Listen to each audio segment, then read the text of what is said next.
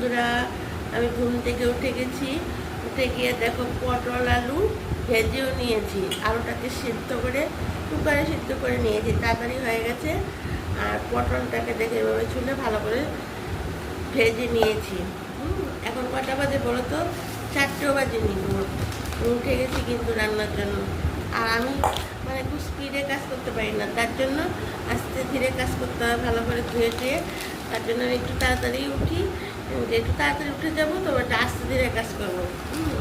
অন্যরা যেমন আছে না, এইখানে এটা বসিয়ে দিল ওটা বসিয়ে দিল, স্পিডে না, আস্তে ধীরে।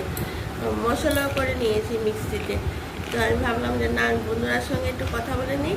তারপরে গ্যাসটা এখন অফ করে দিয়েছি। তারপর আমি এই পটল দিকে অল্প একটু ভাত বসিয়ে দেবো লাঞ্চ টিফিন বক্সে দেওয়ার জন্য।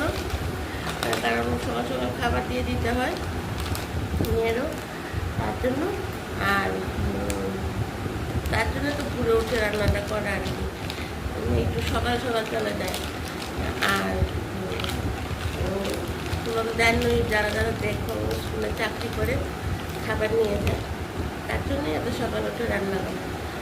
আর এই দেখো পনির আর পটল আলু দিয়ে আমি শুধু পটল আলু দেবো না, এটার সঙ্গে আমি পনিরটা দেবো। পটল আলু পনির একসঙ্গে, শুধু পনির আলাদা করবো না, পটল আলু পনির। আর করবো কি, আজকে আমাদের নিরামিষ শনিবার। আর ওর প্রতি শনিবারে স্কুল থাকে না, একটা শনিবারে থাকে আর একটা শনিবারে থাকে না, আজকে আছে। আর এইটা বেগুনের ভাজা করবো, বেগুনের ভাজা করবো। আর মুগ ডাল করবো। আর পাঁপড় টাপড় আছে, পাঁপড় যদি খায় ভেজে দেবো। ওকে দেওয়া যাবে না, এগুলো তো নেতিয়ে যাবে।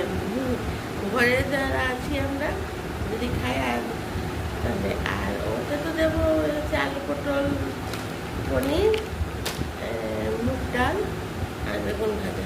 এই ঘরেই করবো, এছাড়া বেশি আর কিছু করবো না।